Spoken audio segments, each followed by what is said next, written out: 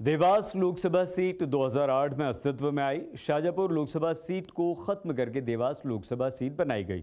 यह सीट अनुसूचित जाति के उम्मीदवार के लिए आरक्षित है। 2009 में हुए यहां पर चुनाव में कांग्रेस के सज्जन सिंह को जीत मिली थी। उन्होंने थावरचंद गहलोत को हराया था। हालांकि इसके अगले चुनाव में बीजेपी ने बदला लेते हुए इस सीट पर कब्जा कर लिया।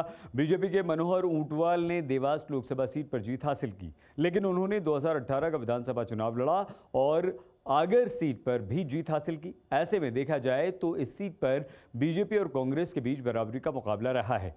दोनों को देवास से एक एक चुनाव में जीत मिल चुकी है। 2014 के लोकसभा चुनाव में बीजेपी के मनोहर ऊंटवाल ने कांग्रेस के सज्जन सिंह को हरा दिया था। इस चुनाव में मनोहर ऊंटवाल को लगभग 58% वोट मिले थे, तो सज्जन सिंह को 35% वोट लगभग मिले थे। दोनों के बीच हार जीत का अंतर 2,60,000 से ज्यादा वोटों का था।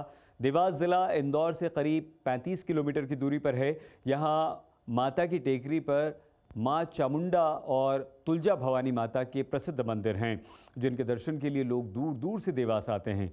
देवास एक इंडस्ट्रियल एरिया यानी कि औद्योगिक नगरी भी है। ये एक ऐसा शहर है जहाँ दो वंशों ने राज किया, होलकर राजवंश और पवार राजवंश। दोनों ने यहाँ पर राज किया। देवास में बैंक नोट प्रेस भी है।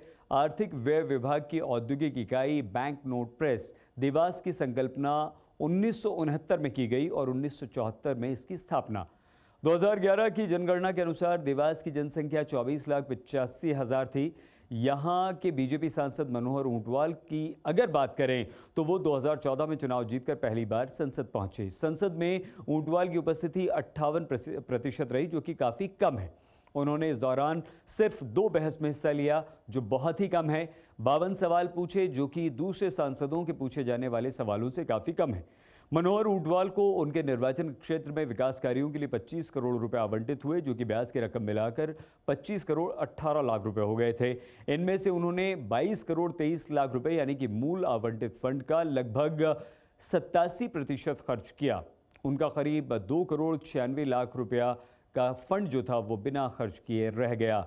मनोहर ऊंटवाल के लिए मुश्किल इस बार ये है क्योंकि जिस तरह से उनकी संसद में उपस्थिति कम रही, देवास में भी लोगों ने उनके अनुपस्थित रहने का मुद्दा उठाया। वो अपने क्षेत्र में नज़र नहीं आए, लोगों के काम उन्होंने नहीं किए और काफ़ी नाराज़गी उनके प्रति देखी भी गई। तो ऐसे में अब जबकि मध्य प्रदेश में बीजेपी की नहीं बल्कि कांग्रेस की सरकार बन चुकी है, मोदी लहर नहीं है, तो देखना ये होगा कि मनोहर ऊंटवाल कैसे एक बार फिर से देवास से जीत हासिल करते हैं, संसद तक का सफ़र करते हैं। लोकसभा चुनाव की हर खबर, हर कॉन्स्टिट्यूंसी और उसके कैंडिडेट्स की हर खबर, उनका पूरा प्रोफाइल एमपी तक पर आप देख रहे हैं। एमपी तक को सब्सक्राइब करना मत भूलिएगा। अपना बहुत ख्याल रखिएगा। Thank you very much. Lok Sabha चुनाव की हर खबर जानने देखने के लिए आप देखते रहिए एमपी तक। लाइक कीजिए, सब्सक्राइब कीजिए और बेल आइकन को प्रेस करना बिल्कुल मत भूलिएगा।